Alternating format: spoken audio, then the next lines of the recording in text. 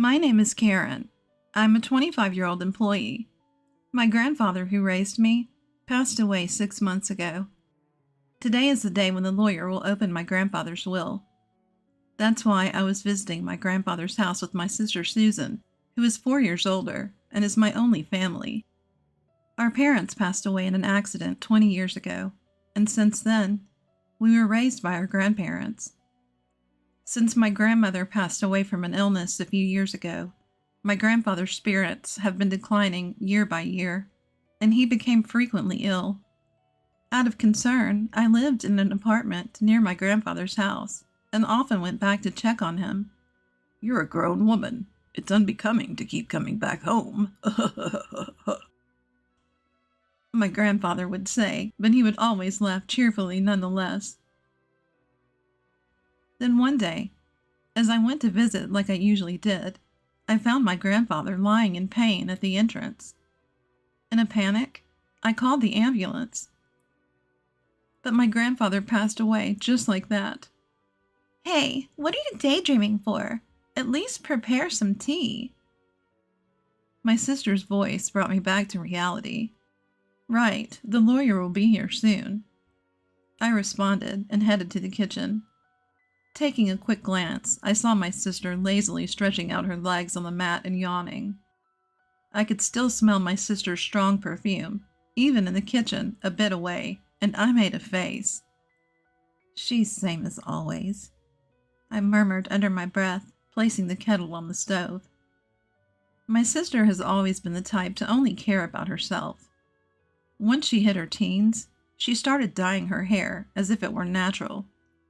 She hung out with the so-called delinquents and was always out and about. Demanding money without working part-time was a given.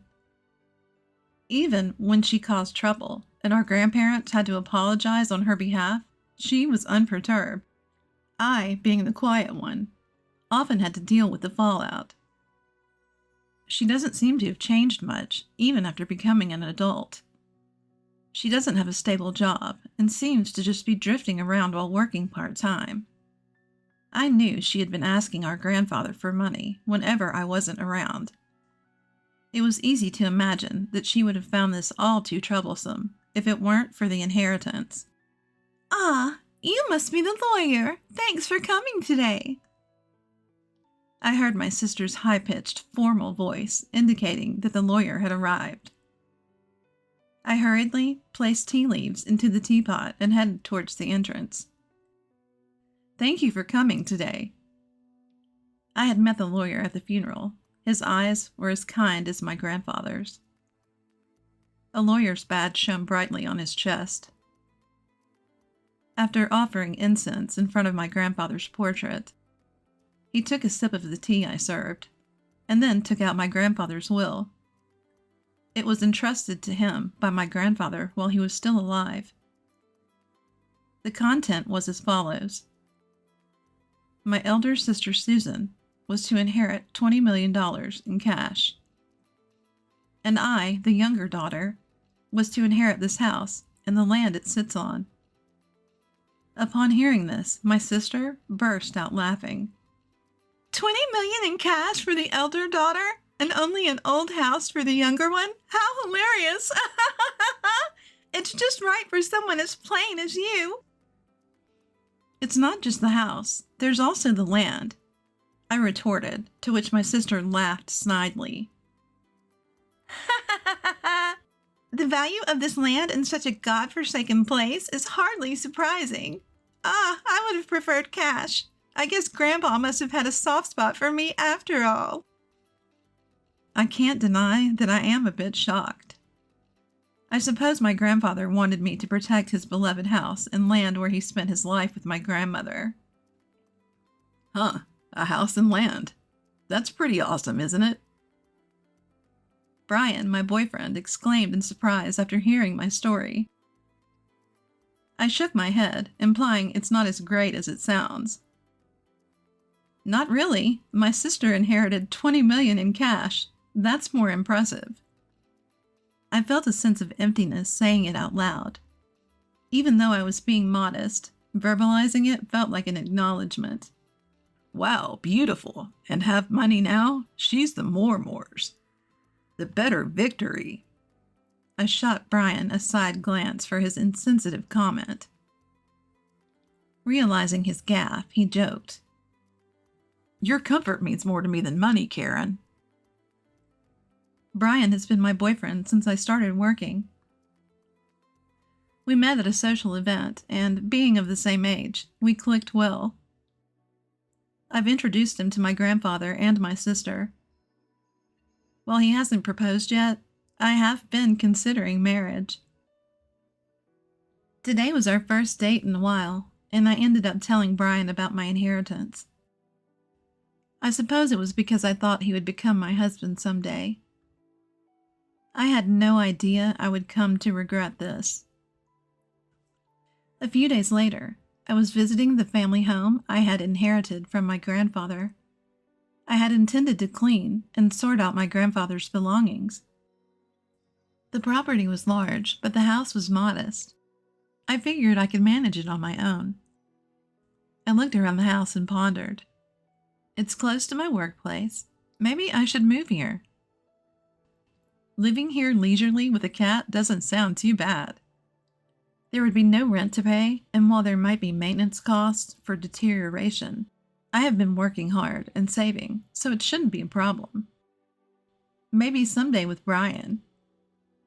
Feeling embarrassed at the thought, I shook my head vigorously. I rolled up my sleeves to begin cleaning. Just then, I received a call. My sister's name appeared on my smartphone screen. Sis, what's up?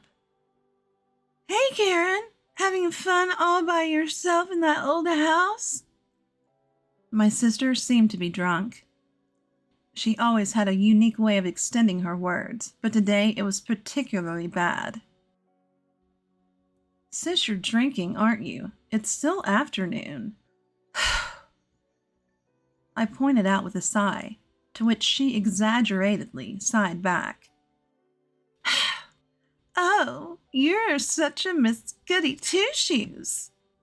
I was right. She had been drinking. I was thinking about moving here eventually. I answered my sister's question, hoping to end the conversation quickly. Really? I'm enjoying a suite in a luxury hotel right now. My sister raised her voice in a somewhat exaggerated way. Guess who I'm with right now? I have no idea. Boring. It's that kind of attitude that'll make Brian dislike you. What? I'm sorry, Karen. I was flabbergasted when Brian's voice took over the line. The sudden intervention of Brian threw me off balance. Dizzying question marks pop up in my head. But I resent my imagination. At this point, a disgusting imagination had been completed in my head. Surprised, huh? My sister's mean-spirited voice chimed in.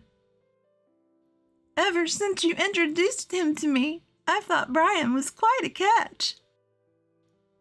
She rattled off boastfully about how she had been attracted to Brian since I introduced him, how she knew where he worked because of me, and how she had approached him as soon as he left work. He came along readily when she asked. He told her that she was hundreds of times more attractive than me. I listened in stunned silence. Karen, I'm really sorry.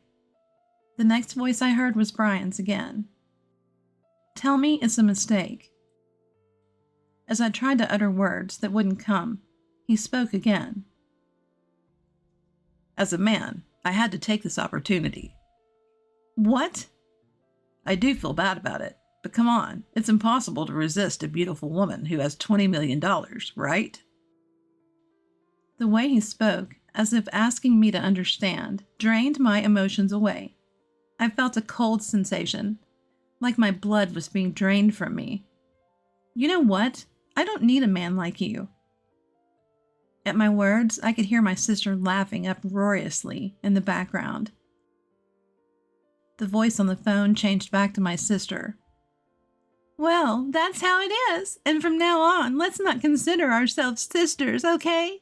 I wouldn't want you turning to me just because you're broke. With those words, she ended the call. Overwhelmed by emotions that had lagged behind, all I could do was cry out. 5 years have passed since then. I had a cat in my lap, dozing off in front of my laptop. The cat was also purring contentedly in sleep. Today is my day off, but there is still a bit of work left from what I have brought home. Oh no, this won't get the work done. I felt guilty, but I had to move the cat off my lap. Just as I reached out, my phone started to ring. An unfamiliar number was displayed on my smartphone. Thinking it could be work-related, I answered the call without any suspicion. Hello? Karen, long time no see. I instantly knew who it was and froze. The distinctive way of speaking was unmistakably my sister's. It's you, Karen, isn't it? I can tell just from your initial hello. After all, I'm your big sister. 5 years had passed, which should make Susan 34. A smirk formed at the corner of my mouth at her unchanging way of talking. You're just the same. By the way, I came home and there's a hotel standing. Did you sell the house? That's none of your business. Oh, come on. It's quite a grand hotel, huh? You must have made a good chunk of change, huh? Getting fed up, I was about to end the call when she started to chatter about her current situation. According to Susan, she had blown through the inheritance in about 2 years. Now, she even had a considerable amount of debt. Even Brian, who she's still hanging around, seemed to be drowning in debt. I was speechless. Honestly, I couldn't care less. So, lend me some money. Against Susan's yelling, I answered calmly. I've always wondered why Grandpa distributed his estate that way, but on the day you took Brian from me and cut ties, I understood. I started talking slowly. 5 years ago, when Brian broke up with me, I was crushed.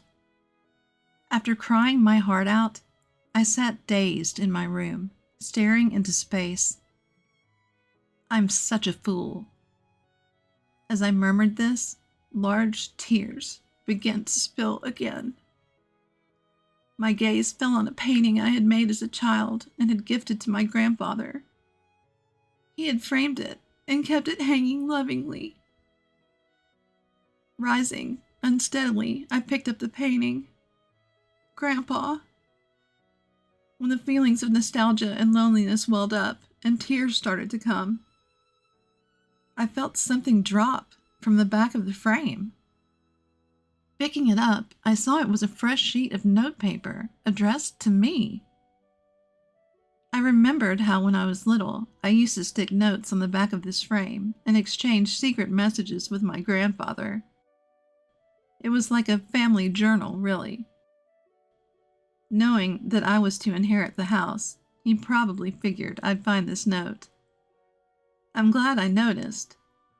I shuddered at the thought that I might have left it unnoticed. To Karen. The date on the letter was just before my grandfather passed. I knew you'd definitely notice this letter. Right now, you're probably wondering why I distributed my estate in such a manner. Cash to your sister, and an old house and land for you. It may seem like I favored Susan, but that's not the case. Despite any claims of favoritism, I wanted to leave most of my estate to you, who cared for me till the end. I finally understood what had been bothering me. No matter what, Grandpa thought more of me, huh? I'm sure I was deeply hurt by Susan's words at that time. Despite having loved my grandfather more, a kind of jealousy, I continued to read the letter. But Susan would not be satisfied with a regular division. This child, even as her grandfather, I must admit, she's terribly greedy. Exactly, Grandpa. She even took my boyfriend from me. That's what I want to tell him in my heart. That's why I arranged it this way. If at first glance Susan appears to have received the better deal, she won't pay attention to your share. According to Grandfather's letter, the value of this land in our area is continuously increasing due to ongoing urban development. As of the time I'm writing this, it's not worth Susan's $20 million yet, but the value of this land will surely increase in the future. When I read this far, my eyes widened in surprise. You can live here if you're attached to it, or you can sell it when its value rises enough to make a good profit. All I want is for you to be happy. When I finished conveying the content of the letter, Susan clicked her tongue and said, "That old hag!" I lived in that house for a while, but when my marriage was settled, I decided to sell the house just like Grandfather's letter said. The land value had risen enough. Anyway, I'm never lending you money. Susan seemed frustrated, but as if she had a good idea, she said this. "Right. If you want, I can give Brian back to you. So help your sister. It's a good deal, right?" At this moment, I heard something snap inside of me. Enough is enough. You've been taken care of by Grandpa, and yet you haven't shown a hint of gratitude.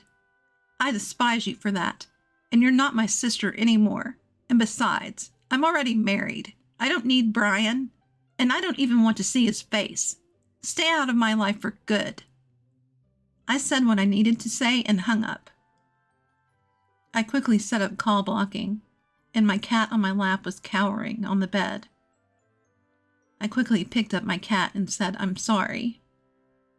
After that, it seems Susan contacted Brian, and they both stormed into our old house. Did they try to return Brian to me? There's a respectable inn there now, but they must have misunderstood something and were shouting that they were my relatives. Even though I just sold the land and had nothing to do with it.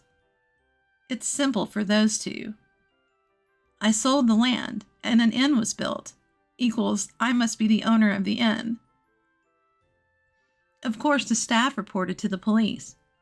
The two of them were arrested because they had destroyed several items in the inn. Furthermore, it was discovered that they had been committing marriage fraud for money in the past. It seems they'll be sent to prison together. I was also questioned by the police, but I was able to prove that I had no involvement quickly, as we were estranged, and was released. As my husband, who came to pick me up, and I were walking through the station, we heard screaming and turned our gaze. And there were Susan and Brian, whom looked completely different. Fortunately, they didn't notice us. Both of them had messy hair, worn-out clothes, and looked nothing like the two people I remember. Especially Susan, who never skipped her makeup and fashion, looked even more different. They were probably being moved into a different location. As I watched the two of them, filled with a sense of melancholy, my husband and I locked eyes. I grabbed the hand he extended, and we left the police station. "Are you okay?" My husband, always concerned, looked at me with gentle eyes. "I'm okay. I have you, and this little one." I touched my barely noticeable belly and smiled back. In my belly, a new member of our family is growing. Money is important, but there's something even more valuable. That's what I want to teach our child, with my husband by my side. Mom, I'm sorry. I've been thinking I might need to drop out of college. I just can't afford it anymore. What do you mean? Shouldn't you be able to get by with $3,000 a month? Isn't what I send you enough? Wait, Mom, you've never sent me anything, have you? What did you say? Her shocking words hit me like a punch. I was sure I'd been sending her money every month. There's only one explanation for this. Anger started to boil up within me. The person I decided to confront was, "My name is Beatrix. I lost my husband early, and I've been raising my daughter Anita all by myself. Our life together has always been a stretch. I never had time or money to worry about my appearance. Did I look so miserable?" Occasionally, my mother-in-law would look at me with disdain. "Beatrix, can't you at least try to improve yourself a little? Your hair, your clothes, you look, well, a bit shabby." "I'm sorry, I'll try to do better." It hurts to be criticized, but she was right. I had no choice but to accept her words. I've never let myself get angry or snap back at her. In the spring of a certain year, my daughter Anita was accepted to her dream college. It was a far commute from home, so she decided to live on her own. "Anita, I'll do my best to send you money, so you have to do your best to study. Don't push yourself too hard. Remember, your health comes first." "Mom, that's my line. I'll work part-time too. Don't worry about sending me money." Her thoughtful words filled my heart. Anita had grown up to be such a kind child, even though our life had been tough compared to her friends and other families. I wanted to support Anita and make her college life as fulfilling as possible. I didn't want her to have to worry about money. So I worked harder than ever before. $3,000 a month. That was my goal. If I could send her that much, she wouldn't have to work a part-time job. My mother-in-law noticed my efforts and spoke to me. "So you're sending money to Anita? Can you really afford it? I hope that doesn't mean less for us. You know we rely on your support."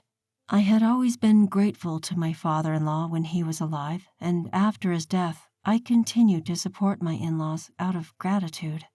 "Don't worry, I've taken on more jobs, so I'll still be able to give you your share." "Oh, I see.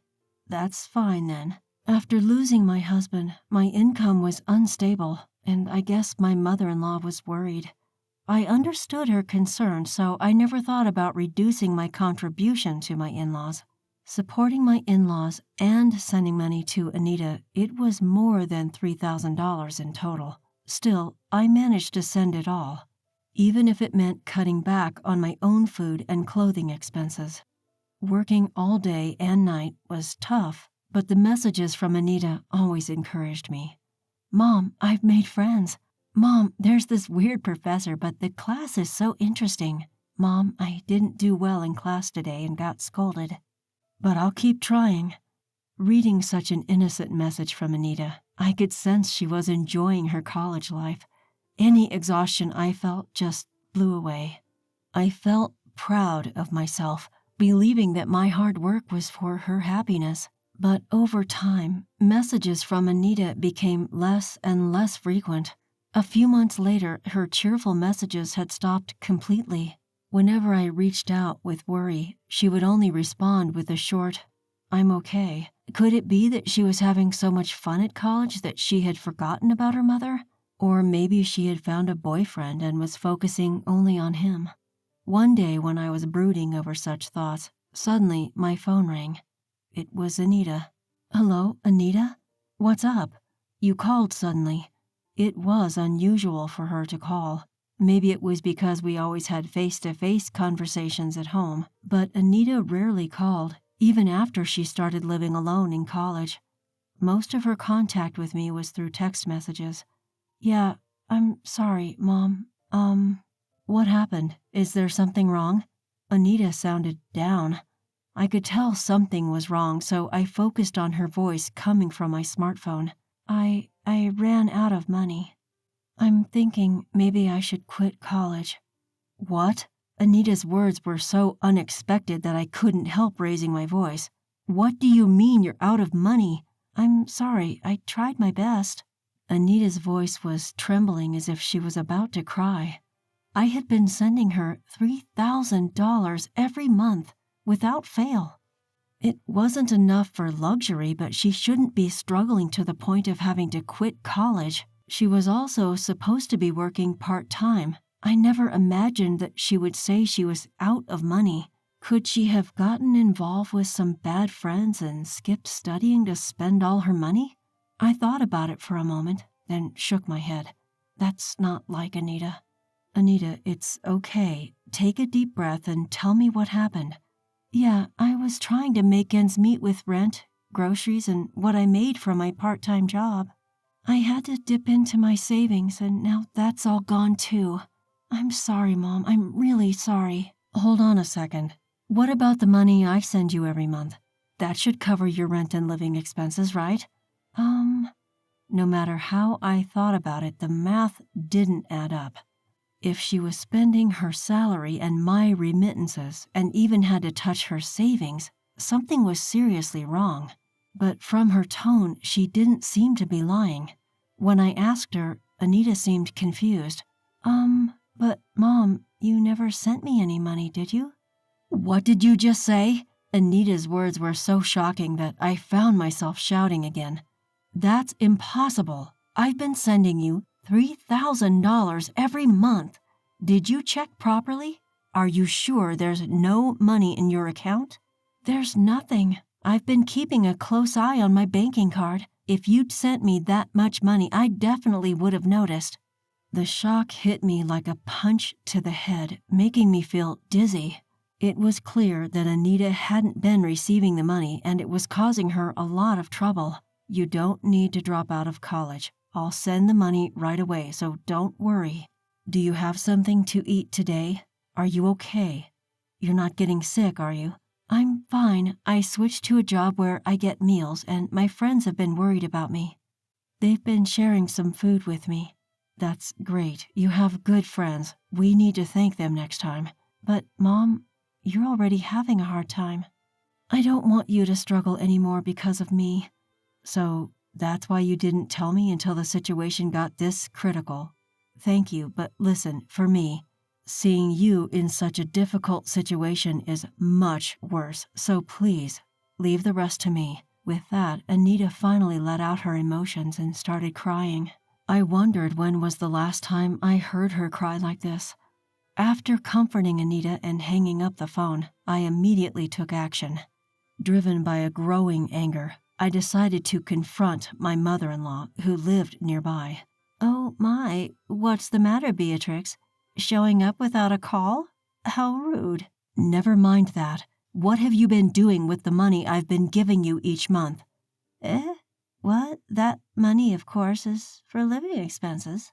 As soon as I mentioned the money, I noticed my mother-in-law's face twitched for a moment. I'm talking about the money for Anita. I was giving that to you too, right? The remittance to Anita was not directly transferred by me into her account. I've been handing it directly to my mother-in-law who lives nearby, who offered to make the transfer herself when she learned it was for Anita. So I have been giving her an additional $3,000 for Anita's remittance. I would have declined if it was only about transferring the money, but there was a reason I didn't. That's because she said, I want to contribute to my granddaughter too. That's what you said, right? I trusted you and gave you the money, but what do you mean you didn't transfer it? My mother-in-law had convinced me with that. Even though she was getting money from me, I thought it was her kindness toward Anita and trusted her. What are you talking about? I've been transferring money to Anita's account every month. Yes, I have. Please stop lying so blatantly. Anita has told me that she never received any transfers. Oh my, for her to lie like that. What kind of child is she? Beatrix, maybe it's your parenting that's the problem. Excuse me? Hearing my own daughter being called a liar made me feel a rush of blood to my head. But if I lost my temper and forgot myself here, it would play right into her hands. I told myself to calm down, took a deep breath, and spoke again. Anita doesn't lie. If you insist on this, show me the bank statements where you made the transfers. I threw those away a long time ago. Listen, by checking Anita's account history, it's easy to see whether you really transferred the money or not. Even after knowing this, are you still going to call Anita a liar? Anyone could think of this, but when I said this, my mother-in-law seemed at a loss for words. She huffed again, muttering stubbornly under her breath. So persistent. I took a deep breath and said, "If you insist that you transferred the money, we should let the police investigate." "What? The police?" The mention of the police made her previously defiant face turn pale. "The police? Isn't that a bit dramatic?" "It's not. This is about money. You said you transferred it, but it didn't show up. That sounds like a crime to me. We need to get it properly investigated." I don't think we need to go that far." "Well, then I'll contact them now." "No, stop. I was wrong." As I pretended to call the police, she lunged to snatch the phone from my hands. She missed and stumbled, then fell down and started crying. I never expected the mere mention of the police to have such an effect. In reality, I wasn't sure if the police would do anything in a situation like this, where it was obvious that a family member was involved. But the word police itself seemed to weigh heavily on her. Despite her sobbing, I felt nothing. Anita, who had tried so hard not to cry, was the one who had suffered. According to her subsequent confession, she had always loved shopping. She probably had a shopping addiction, although she didn't seem to realize it. She told me tearfully about how her husband had once cut up her credit cards, and how difficult it was for her. As far as I can tell, it was entirely her own doing, but she didn't seem to understand that. I suspected something was off. My mother-in-law kept getting the same amount of money even after he passed away, but I started getting requests for money earlier than expected. That never happened when he was around. Because he never gave me any money. When I went grocery shopping, he would check all the receipts, and I had to return every cent of the change. Can you believe that? It was awful. I felt so pitiful. I couldn't begin to understand what she thought was pitiful and didn't bother trying. In other words, when her husband was alive, he managed the household finances and kept her from having any extra money. When he was gone, I finally had some money. I started buying things I couldn't afford before, and, well, I fell a little short. Then you mentioned sending money to Anita, so you took Anita's money. Do you realize that's theft? Theft? That sounds so awful. I was just borrowing it. Borrowing it with no intention of returning it. Anita suffered because of your selfishness. She's young. She can handle it. Caught off guard by her incomprehensible retort, I was at a loss for words. I've been deprived for so long. I couldn't buy anything I wanted. Couldn't even go out to eat or travel. I had such a hard life. Young people can work and play as much as they want, so why shouldn't I take some money? I stood there, speechless, staring at my mother-in-law as she cried and screamed. And all I could think was that I had trusted this person. My father-in-law had done me many favors, but now that I think about it, I can't recall my mother-in-law ever being kind to me. However, when Anita was still a little girl, my mother-in-law did buy her various things. So I thought she was expressing affection for Anita in her own way, and I was relieved. Looking back, I suspect all that shopping was just to satisfy her own desires. I failed to see that, and I caused Anita unnecessary suffering. Such a gentle child. I can never regret it enough. Mother-in-law? No. Evelyn. I intentionally called her by her first name. I don't want to think of her as my mother, even if it's just in law. I cannot forgive you. After that, I sought free legal advice and did everything I could to recover the money, but you can't take from a person who has nothing. However, I had a trump card. Before my father-in-law passed away, he left me a will, giving me the rights to his property. At that time, I wondered why he left it to me, but now I can guess that he might have been worried about his wife's reckless behavior. Naturally, my mother-in-law demanded that I renounce the inheritance, but I firmly refused. I want to praise my past self for standing firm despite being severely criticized as a greedy daughter-in-law. No matter what they say, I felt that I couldn't disregard my father-in-law's feelings.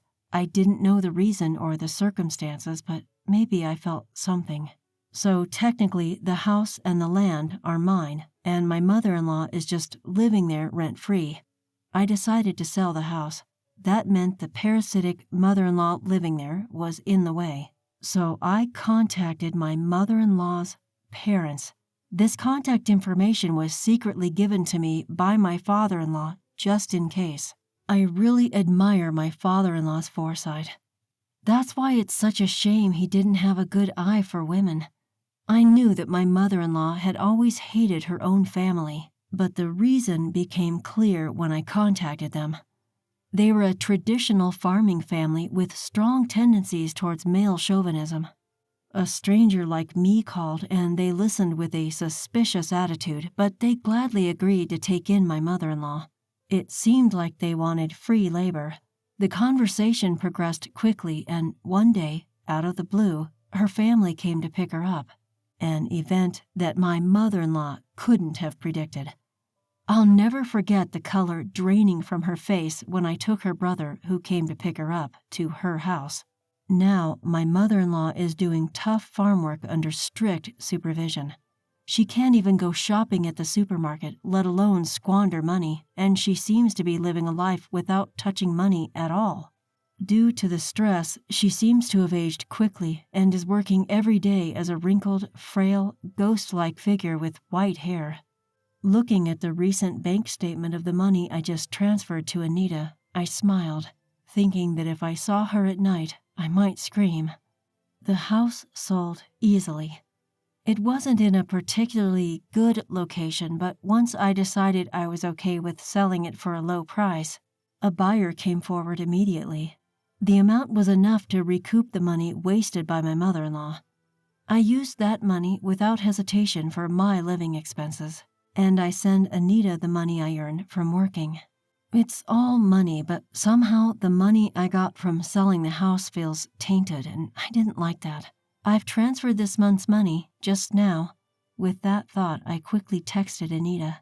Even if I hadn't transferred the money, as long as I had communicated that I had sent it to Anita, she wouldn't have discovered the mistake so late. I regret now for neglecting such simple communication due to my busy schedule. The reply came swiftly. Got it. The message, full of Anita's usual energy, was accompanied by a string of cute emojis. She checked so quickly, but these days it seems you can easily check your bank balance on your mobile phone. I don't understand it at all, so I can only admire the adaptability of the young.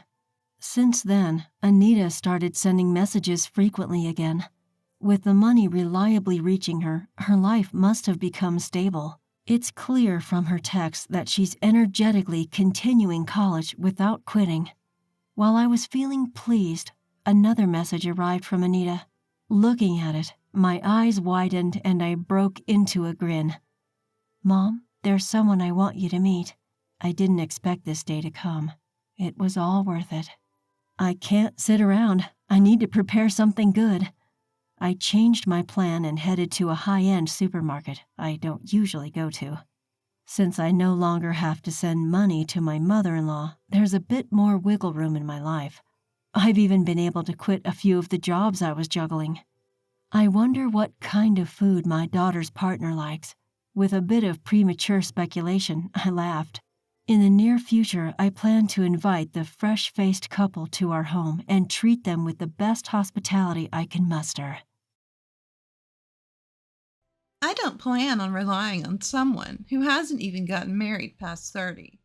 Acting all high and mighty with that chump change, I couldn't help but be shocked by the first words directed at me from the woman who was supposed to become my sister-in-law. My brother, with an even more malicious grin, turned to me. Sis, just go home already. Please don't forget to leave your gift, though. The two of them laughed at me together. I felt something close to hatred towards my brother, but the next words he said made me lose even that emotion. Well, it doesn't really matter if we have your gift or not. All our relatives love me, and they're probably giving us a lot of money. Mom likes me more than you, too, so she might even give me all of her property. Hey, that makes it sound like you're just using them for money. Well, it can't be helped. They're a good source of income. I never thought my brother could be such a terrible person. I was foolish for being considerate of these people. Despite it being our first reunion in a long time, my brother hasn't changed a bit since the old days. If anything, his terrible personality has only worsened, and I couldn't stand it anymore.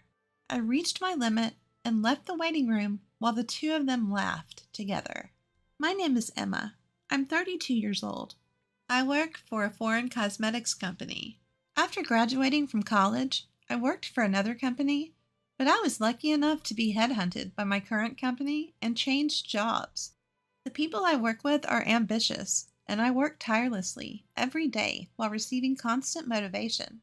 As a result, I now hold the position of department head. Ever since I started working at this company, they have recognized my worth. Every day has been enjoyable. Of course, there are times when I struggle with work, but the sense of accomplishment after overcoming those challenges is something I can't experience anywhere else. I've never been one to spend my days thinking about how much fun I'm having every day, especially before going to college. My days were very stifling. I have a younger brother, Nate, who is 5 years younger than me. Ever since Nate was born, my mom has been completely devoted to him. She loves him so much that I became less important to her. As a young child, I couldn't find anything to fill the loneliness of not being cared for by my mom. The more my dad and relatives tried to pay attention to me, the more I missed my mom. On the other hand, Nate was the first boy born in our family in a long time. He was also the type to easily get spoiled by anyone. So before long, our relatives stopped caring about me and only doted on my brother. To make matters worse, I have a strong sense of justice and hate wrongdoing. Not many people find a child who points out problems so cutely. Because of this, I became more and more distant from my relatives.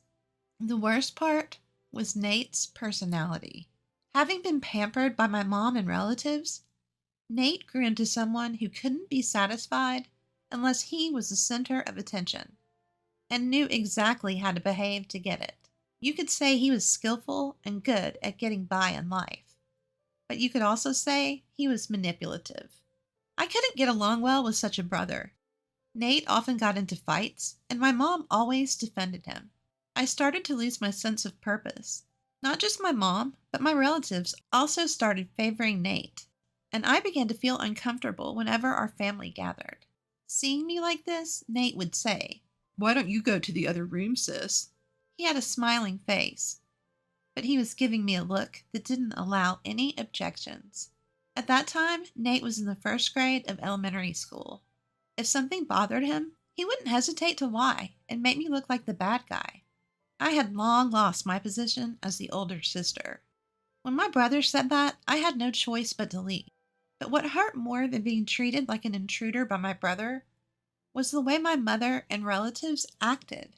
When my father noticed I was gone and asked, "Where's Emma?"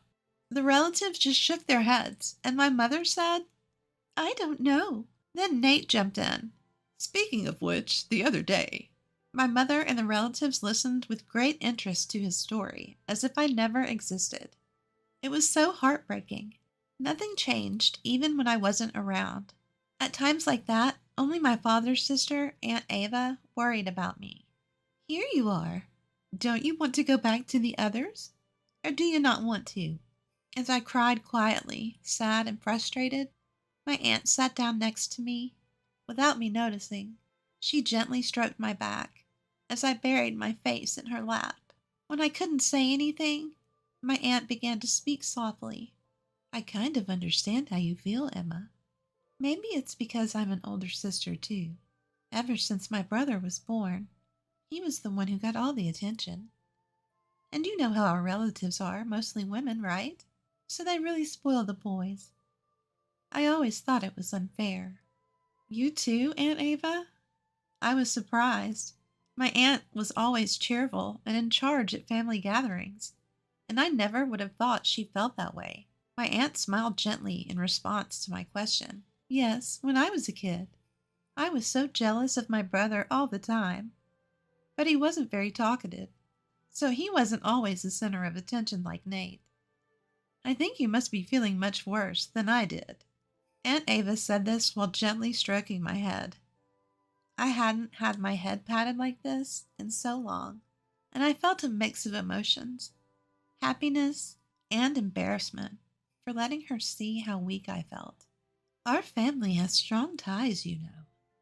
And Nate is kind of cunning, or maybe he's just good at winning people's hearts. He has that kind of personality, right? Everyone gets easily fooled by him. Really, Aunt Ava? You think that about Nate too? I was surprised again, thinking that no one in the family saw my brother that way. Aunt Ava winked at me, surprised. So don't forget, I'm watching you, Emma. If you want, I can talk to everyone about it.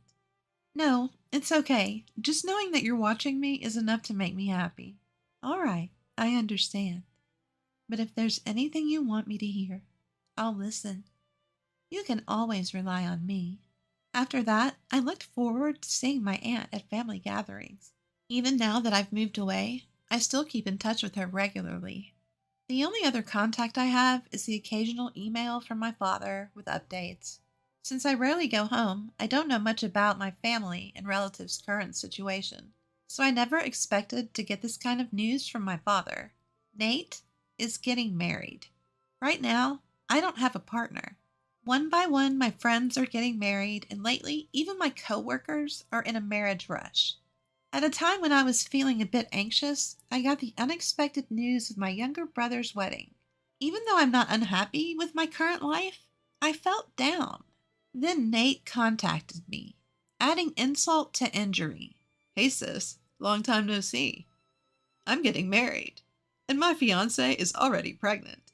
Don't worry about not being married and showing our parents her grandchild. I've got that covered. But in return, give us at least $10,000 as a gift. It includes the cost of giving birth. Kids are expensive, you know. My already low excitement to celebrate Nate's wedding dropped to 0 because of his sense of entitlement. I even considered not attending the wedding, but I convinced myself that this was a once-in-a-lifetime family event and decided to accept Nate's request. On the wedding day, after the ceremony, we were led to a family waiting room to prepare for the reception. I reunited with my mom and relatives after a long time had passed without seeing them. Of course, the topic was all about Nate. I tried to accept it since he was the star of the day, but my past memories kept coming back. That day, the gloomy, cloudy sky seemed like it would rain any moment, and my mood got darker and darker. That's when my dad talked to me. Emma, it's been a while. How's work? Oh, Dad, I'm getting by somehow. I see. So would you consider coming back home more often? My dad said that, but I didn't feel like it. Yeah, I'll come back when work calms down. I need to go to the restroom now. I left the family waiting room. I couldn't get out of there fast enough. I thought I had changed a bit, but I see others don't change so easily. As expected, I felt uncomfortable in front of my relatives. I let out a big sigh. At that moment, my phone vibrated. Come to the bride and groom's waiting room right now. It was a message from Nate. What does he want at a time like this? I headed to the bride and groom's waiting room, pondering. Did you bring it? As soon as I arrived, Nate asked me this question. I didn't understand at first, but I realized what he meant from his and his wife's nasty looks. Yeah, I brought the $10,000 gift. Are you satisfied now? Congratulations on your wedding. I reluctantly offered my congratulations, even though my heart wasn't in it. But I immediately regretted being considerate. Only $10,000? I clearly said to give more than that. Isn't it common courtesy to give more than the requested amount? You're as clueless as ever, sis. Wait a minute. Isn't $10,000 already a generous amount? I gave it because you said the baby was coming. Isn't your attitude a bit much? If you choose to act like this, I don't want to be involved with you in the future." As I snapped back, Nate exaggeratedly clicked his tongue. I was really annoyed that despite giving them the $10,000 they asked for, they still complained. As I glared at my brother, his wife standing next to him put her hand on her hip and laughed at me. "Don't worry. We don't plan on relying on someone who's still unmarried in her 30s and acting so high and mighty for such a small amount of money."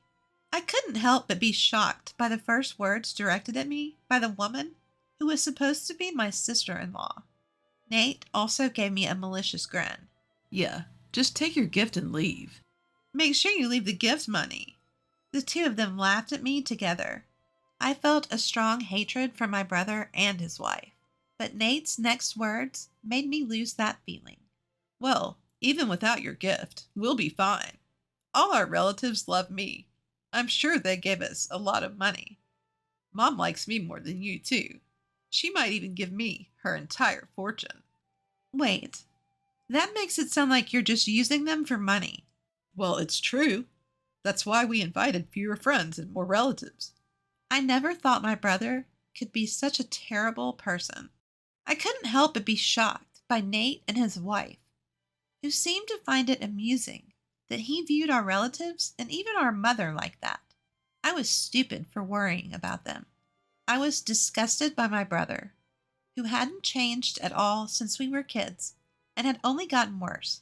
Unable to bear it any longer, I left the bride and groom's waiting room as they continued to laugh. "Emma!" As soon as I left the waiting room, I heard someone call my name. It was my Aunt Ava. Seeing my aunt, I couldn't help but let my feelings show. "Auntie, I can't take it anymore. I'm leaving." When I said that, my aunt showed her anger. "I heard what just happened. This is unforgivable. Everyone should know about it." "But it's true that everyone likes Nate, right? If I say something, I'm sure no one will believe me. It's not like he's forcing our relatives to give them money, so it's just a matter of me putting up with it. It's fine. I don't think I'll ever see them again anyway." Apparently, my aunt had been worried about me looking uncomfortable in the relatives' waiting room and followed me when I left. After she had heard my conversation with Nate and his wife, my aunt suggested telling everyone. But after seeing the two of them laughing and looking down on our entire family and relatives, I had already given up. However, my aunt was filled with anger, contrary to how I felt. "You don't have to put up with it anymore, Emma. I never thought Nate would go this far.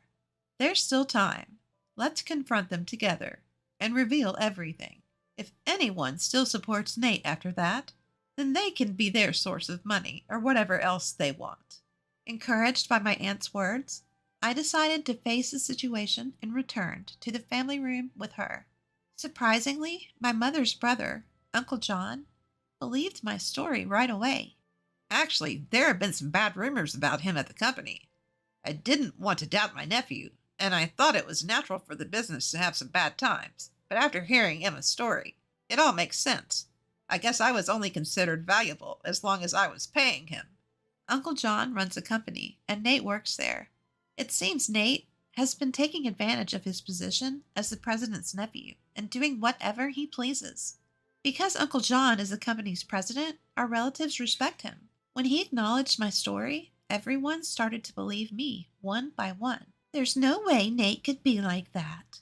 My mother, who had been adamant until the end, gradually grew suspicious, not only because of me, but also because my aunt had talked about Nate.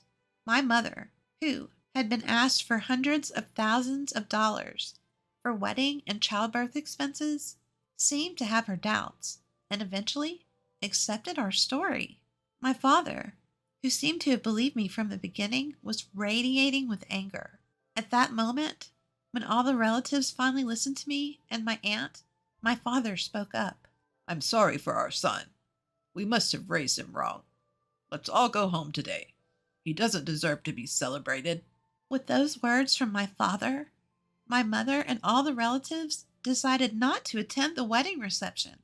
My parents hurriedly left the family room to explain the situation to the other guests. As we waited at the shuttle bus stop, the people who were supposed to attend the wedding started to arrive. At the end of the crowd, I could see my parents. My father gave me a strong nod when he saw me. I'm sure all the guests had decided not to attend. Thank you for believing in me. I tried to convey that to my father, but as I approached him, he was yelling into his cell phone. Who would celebrate someone like you, who repays kindness with malice? The person on the phone must be Nate. It was the first time I had seen my father so openly angry. I heard from Aunt Ava, Nate. It seems you've been calling our family and relatives a bunch of gold diggers. How could you say that after all they've done for you? We have no intention of celebrating you anymore. We're going home today. My father hung up the phone and apologized to me for all the hard times I had gone through. As soon as we got on the bus, Nate called me. Emma and Aunt Ava turned everyone against us and spread rumors. Now nobody's left at the venue. I calmly responded to Nate, who was panicking and raising his voice. Your Aunt Ava heard you guys making fun of the family. She joined in the conversation, so everyone believed us. Can you stop saying I spread rumors? I just told the truth. It's the same thing. What are you going to do about it? And I don't know. We're already on the bus. Don't say that. Are all of them on the bus too? If so, please convince them to come back with you. At first, Nate was confident, but now his voice sounds like he's about to cry, realizing the situation is bad. But I didn't feel like forgiving him at all. You just want the gift money, don't you? That's not my intention. Either way, we're not coming back, so goodbye. I'll cut ties with you after this. Wait, sis. I heard my brother's desperate voice from the phone, but I hung up without caring. After that, cell phones started ringing, one after another on the bus. It must have been my brother and his wife calling, but no one answered the calls from someone who saw their family and relatives as cash cows. In the end, my brother and his wife couldn't get any gift money from the attendees, not just me, our parents and relatives. They seemed to have planned to pay for the wedding with the gift money and ended up in a lot of debt. Not only me, but our parents and relatives were contacted for help, but no one was willing to help Nate anymore. On top of that, they lost contact with the few friends they had invited. The punishment for my brother was far from over. Our uncle fired Nate. He probably couldn't bring himself to defend my brother, who had been performing poorly and had a bad reputation. His wife had already quit her job for marriage, and even though they were in debt, I'm pregnant. She didn't seem to want to work. In the end, they had no money, constant fights, and decided to divorce before the baby was born. After giving birth, his wife tried to make money working at night, but her bad personality held her back, and she could barely pay off the debt. My brother couldn't find another job and got stuck in a cycle of borrowing more money to pay off his debts. He seemed to have come back home for help several times, but both our father and mother rejected him. On the other hand, I've been going back to my parents' house more often since Nate's wedding. I've been attending family gatherings, and I don't feel uncomfortable anymore. As a result, I feel like I have more room in my heart and can see things from a much broader perspective. I've become more flexible in dealing with work accidents and requests, and my colleagues, subordinates, and bosses have praised the change in atmosphere. And just the other day, I was invited to dinner by a salesperson from a company we've been dealing with for a while. I feel a little excited about the long-awaited signs of spring. One day, I came home to find my room completely empty. What the heck is going on? Behind me, I heard a triumphant voice from my sister-in-law. Childless, unproductive old woman like you can do nothing but stand in my way. Get out. Sister-in-law was trying to move me out and take over my parents' house. I was single. That is ridiculous. I'll thoroughly investigate your wicked scheme. My name is Catherine. I'm a single 40-year-old office worker. It's not that I've never met someone good, but for various reasons, I ended up never getting married. Sometimes I feel lonely, but, well, that's life. I've reached the age where I can accept that marriage isn't everything. Being single is indeed carefree. Plus, there's a matter of taking care of my parents. I have one older brother, but he lives far away from our parents' home. My brother left our hometown to pursue his career, and since our father passed away 3 years ago, my mother had to live by herself. Living not too far from my parents' home, I became concerned about my elderly mother and decided to take the plunge and live with her. Now it's just the two of us, 2 women, enjoying our peaceful days. However, my mother, whose mind is still sharp, broke her leg a year ago and has become disabled. She has difficulty walking with a cane, and she mostly moves around by car or wheelchair. She's somewhat disabled in the house as well, and has become in need of care. Because I am single and able to live with her, she has been taken care of. If I were married and living elsewhere or living far away, it would have been quite difficult, so I guess it's been all right that I'm still single. Yeah. That said, while I'm content with my life, there's someone who's not happy about it. My sister-in-law. My brother married a woman who is much younger than him. So even though she is a sister-in-law, she is younger than me in her early 30s. A young sister-in-law. My brother's family lives far away, but they come home for the holidays like Christmas and summer vacation. However, for some reason, every time they visit, the sister-in-law is harsh towards me. This past Christmas, when my brother's family came to visit us, the sister-in-law came over and whispered in my ear, "Catherine, still mooching off your parents, I see." What? No, I'm not exactly mooching off them. Living at your parents' home at 40 years old and being single, if that's not a parasite, I don't know what is. Is that so? Yes, I'm raising 3 children, you know. Do you get what I mean? What do you mean? The population of our state is decreasing, isn't it? Our family is contributing to the population increase. Singles like you are truly harmful. Harmful?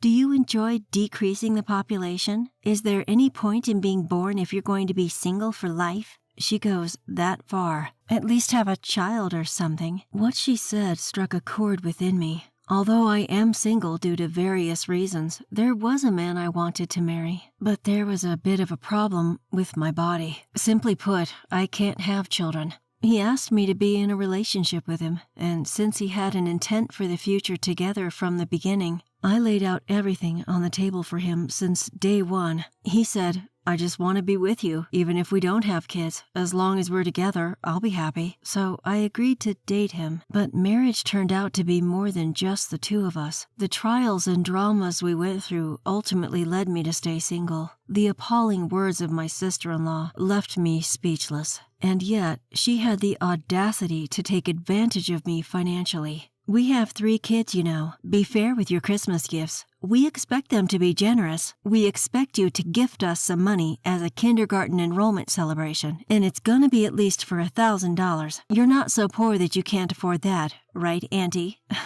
Don't you want to provide a proper education for the kids? Oh, right, you don't have any kids, so you wouldn't understand. But I let you have the joy of raising our kids, so pay for their extracurricular activities. It's like she thinks if she uses the kids as an excuse, she can get away with more money. Sure, I'll give gifts for occasions, but I don't understand why I have to bear with her tisk-tisking after she checks the amount of money in the envelope on the spot. And why should I be the one to pay for their extracurricular activities? When I bring it up to my mom or my brother, they make incredulous faces, unable to believe such audacity of my sister-in-law because they haven't seen it. That's right, she only ever behaves this way when it's just the 2 of us. She's pretty slick. This past New Year's holiday, she immediately opened the New Year's gifts I gave to my nephew and niece. It was while my brother was out of the room, having stepped away for a moment to help my mom with something. She spat out, "Huh? This is it? This paltry sum is your gift? Just how poor are you, you stingy bitch?" It's another comment that my mom and brother find hard to believe, so I'm thinking I should start recording her. However, there would be such negative repercussions on the family relationships if I keep tattling on, so I can't say much. After all, my mom has 3 adorable grandkids. If my complaints lead to my sister-in-law refusing to visit, my mom would be deprived of seeing her grandchildren.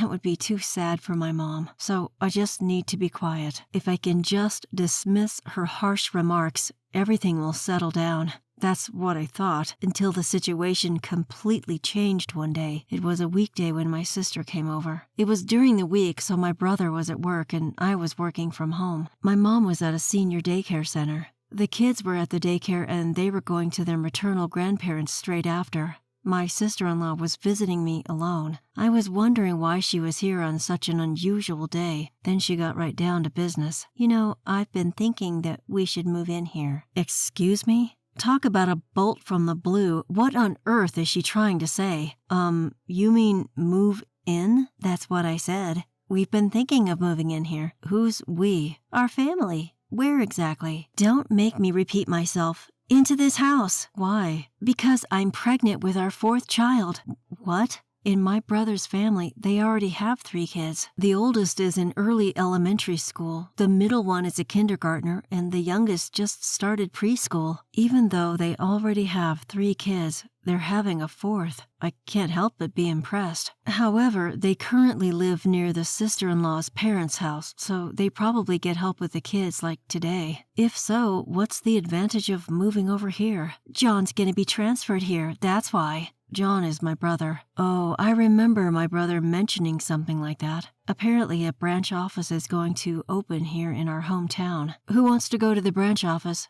Me. Apparently he volunteered for the position quite willingly. I wonder why the personnel decisions can be made so casually. Is it okay with you, sis? I mean, wouldn't it be better to stay closer to your parents' place? My parents are still working, so I really can't rely on them too much. They start to frown if I ask too often, saying stuff like, ask your husband first, or don't make children assuming you can depend on your parents. It'd be hard to mention that we were having a 4th, right? That's your business. How would I know? I can understand her parents' perspective. According to my brother, when he comes home from work, he does the cleaning, the laundry, and even prepares dinner. My sister-in-law confirmed that that is true. Even though he must be tired from work, my brother has always been very considerate of his wife and has helped as much as possible. It could be because of this that my brother seemed tired whenever I saw him from time to time. Still, isn't having another child a bit too reckless? Yet, life is a gift. It's a happy event, and I have no intention of saying,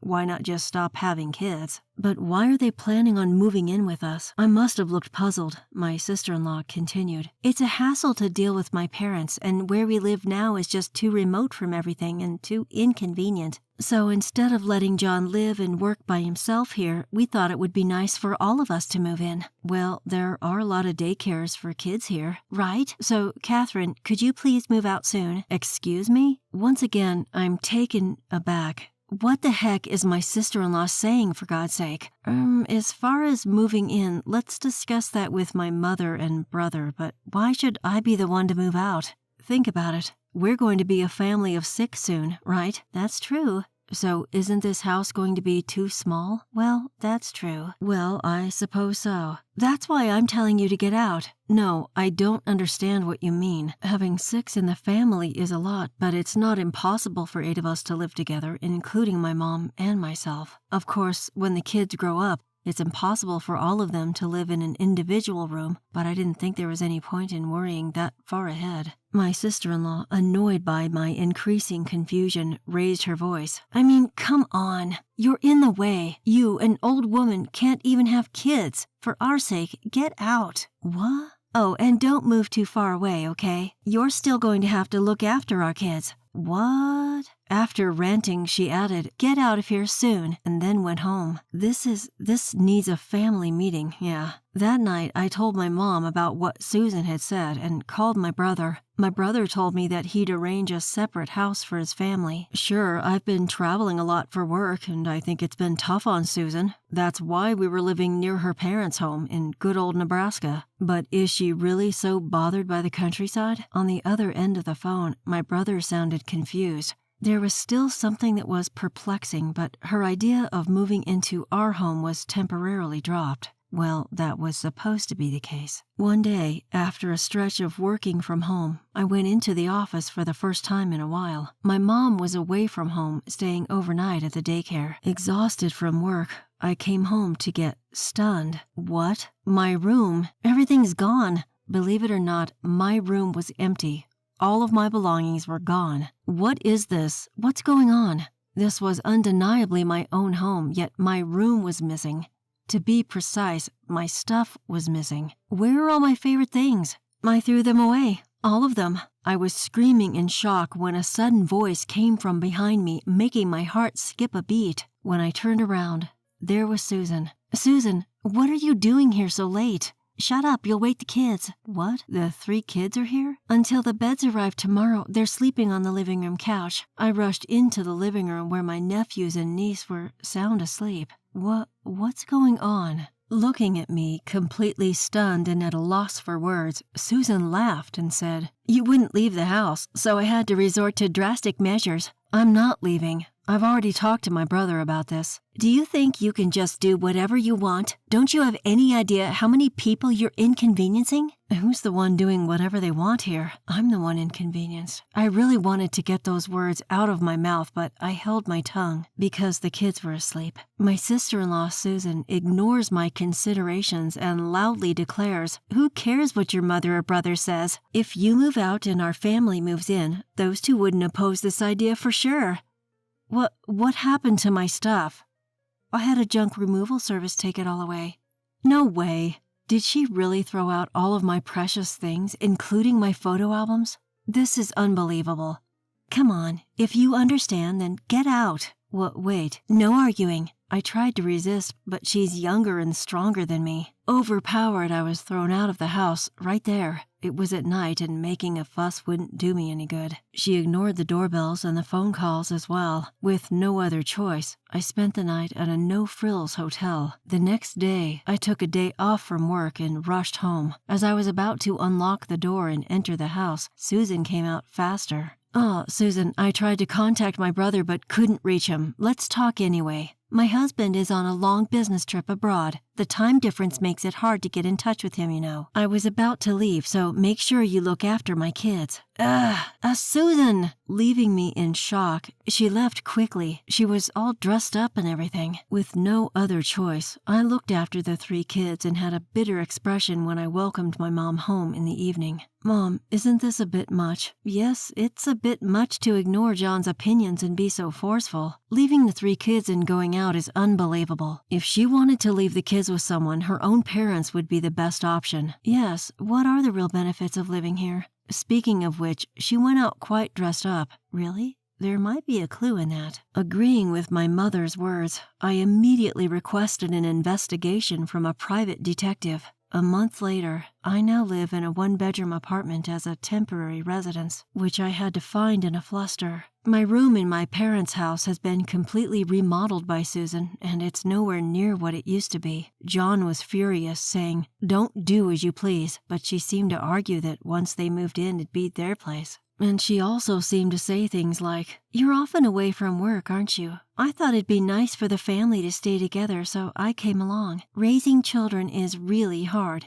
It's just natural to live together with your family and get help from them." When he mentioned that my mother was in need of care, she responded, "Catherine is there, isn't she? She's just at home all the time. She must have a lot of free time." I'm not sitting around. I'm actually working from home. But Susan seems adamant about not letting me back into the house. Don't you dare think you can get away with this bullshit forever. We're gonna have a talk. With that assertive statement from my brother, a family meeting was held today. "Why so sudden? I'm pregnant. Let's wrap this up quickly, okay?" Susan grumbled as she rubbed her still not visibly pregnant belly. Ignoring her, my brother, Mom, Susan, and I, 4 adults, huddled together in the living room. By the way, we've left the kids at a weekend daycare. First off, Susan, please apologize for disposing of my belongings without my permission. At my words, Susan scoffed and said, "It's your own fault for not moving out sooner," without an ounce of hesitation. "People like you who can't even have kids should just live in a run-down apartment." Yes, it's true that I can't have kids, but I was living together for Mom's sake. "But your mother-in-law would be happier living with her grandkids than with you," Susan said, looking at my mom. My mom replied, "Of course I'd be happy to live with my grandkids," but hearing this, Susan smirked triumphantly. "See? Did you hear that? It's much more meaningful for us to live together than an unproductive person like you." But, ignoring Susan's words, Mom continued, "If they were my real grandchildren, Huh? Susan was dumbfounded, not understanding my mom's words. At that moment, my brother presented a large envelope. What is this? The result of your affair investigation. My brother responded calmly. Huh? Susan seemed surprised and stared at my brother, who continued speaking, unflustered. You thought we wouldn't find out, didn't you? What are you talking about? I didn't cheat on you. Really? So these pictures are photoshopped, huh? In response to Susan's denial, my brother spread several pictures on the table. In them, wait, no. There were photos of Susan flirting with a guy. I thought it was strange when you forced us to move away from our parents who help with the kids to move in here. But the city is more convenient, isn't it? But you're not even using any childcare services and pushing the childcare onto Catherine, aren't you? Well, I need a break too. Then why not use the childcare service like today? It's a waste of money. Do you think I haven't given you enough money? I'm saving up for our future. What does that mean when our bank account is down to zero? Saying this, John spread the bank book. Indeed, it was completely zero. What? Hey, why are you just looking through that like it's nothing? It's our family money. Of course I have the right to check. So where's the savings for our future? Well, in a different account. Oh, really? Let's see that bank book then. I don't have it right now. Where is it? Well, As I watched her continue lying, Susan finally stumbled on her words. Although it wasn't particularly hot, sweat trickled down her forehead. Maybe in the attic? At that moment, John smacked the table hard. Enough with the lies. Can you still make excuses in front of this picture? Oh, sorry. It was just a momentary lapse of judgment. You've been having an affair with this man for a while. Ever since we got married, right? The guy told me. What? No, why did you talk to him? He's got a family too. He told me everything under the condition that I wouldn't tell his wife. What? He betrayed me. The one who betrayed us is you. Susan seemed flustered in front of John's angry face, but eventually she seemed to regain her composure and the sweat had stopped. Then she said, Well, I do regret the affair. I won't do it again. Of course not. But I think it's better not to divorce. It's better for the kids to be with their mother, and more importantly, I'm carrying a new life in my womb. You don't want to be apart from the child, do you? Looking at me, Susan continued.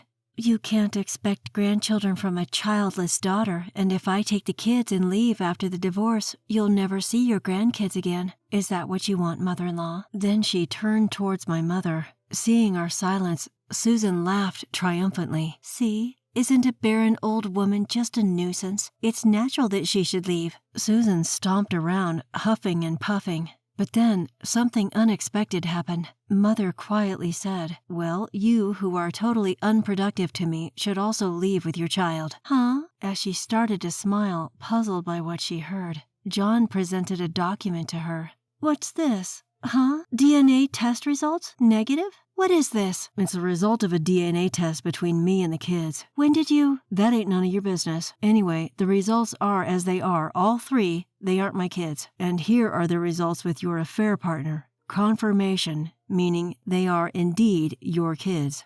What? Huh? My kids ain't mine, meaning they're not my ma's grandchildren. They're complete strangers. No way. It ain't a lie. You knew it, didn't you? You knew, and you pulled a cuckoo move on me, didn't you? I didn't. That's what the other guy said. You said, it's sad that our children can't live together as a family, to him. Susan looked so pale, she might fall over at any moment. And then my mom gave the coup de grace. So you're a burden because you can't bear my son's children. Please pack up and leave with the kids and hurry. What? Are you going to throw us out into the street? Such young kids? You monster! It was then that Susan cried out, trying to elicit sympathy. The monster here is you. A different loud voice echoed through the room. Susan spun around and her eyes bulged. Dad? Why are you here? And Mom too? Yes, there stood Susan's real parents. They've agreed to take all the children once I explain the situation. You stupid daughter! Can there be a more disgraceful story as a parent? I'm sorry. Apparently, Susan can't hold her ground against her father. Her face turned blue as she sobbed. John, and to his mother, and Catherine, I'm really sorry for my stupid daughter. We'll definitely make her pay for the damages. Damages? Wait a minute. I can't afford that. Are you going to pay for me, Dad? No way. I'll front you, but you're paying me back even if it takes you a lifetime. So, her father took Susan, who was seriously on the brink of tears, away without waiting for a reply. Her mom, who kept bowing deeply to us in apology, was quite memorable. Even though they're good parents, they raised such a daughter. Raising kids is tough, isn't it? I found myself musing about this in a rather carefree way. Then afterward, my brother John ended up getting a divorce without a hitch. The money for the alimony and what she had splurged on her infidelity was apparently paid off all at once by her parents. The kids were taken back to their grandparents' home. They had often been left there before, so it seems they're growing up just fine without any confusion. The kids didn't do anything wrong. John, who had always thought they were his real children, said this with a touch of sadness. There's no way you can accept it when you're suddenly told they're not yours. I'm hoping that one day John's emotional wounds will heal. 3 years later, John found a good match and had his real child. But that's another story. As for my brother's ex-wife, Susan, she gave birth to her 4th child, and sure enough, when she tested it for peace of mind, it wasn't John's child. Under strict supervision of her parents, she seems to have been working like mad from morning till night for a while. But she seemed to continue her relationship with her lover undeterred. In the end, her affair was also exposed to her lover's wife. After the huge fight, more alimony was incurred, and it seems she was kicked out of the house by her parents. No one knows what became of her after that. As for me, I'm living peaceful days while taking care of my mom, same as always.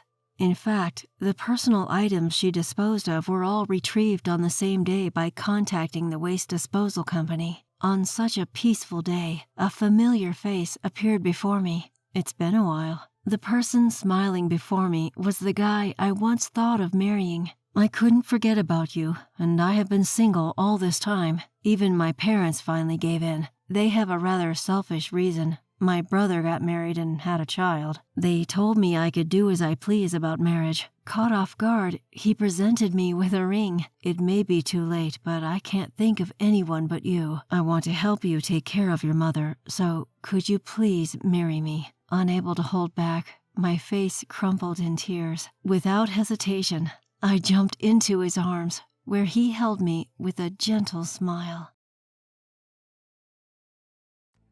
I've been asked to look after my sister's child starting next week.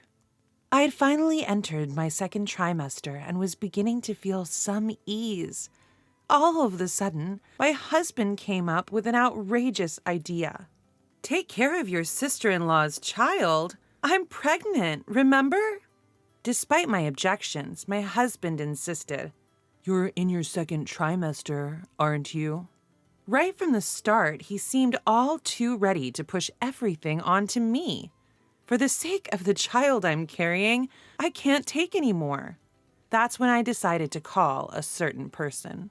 My name is Anna, 28 years old. It's been almost 3 years since I married my husband, Max. Right now, I'm pregnant with our long-awaited first child. As soon as I found out I was pregnant, I quit my job and became a full-time homemaker. I had initially planned to work until maternity leave, but the severity of my morning sickness made me give up. Thinking that taking irregular days off would be an inconvenience to my employer, I resigned, albeit reluctantly. Last week, I finally entered my 2nd trimester. My morning sickness, which had been so unbearable, has significantly improved, and I'm able to eat to a certain extent. I thought I could finally have a peaceful pregnancy. That's what I believed. Then, one day, as I was preparing dinner, my husband received a phone call.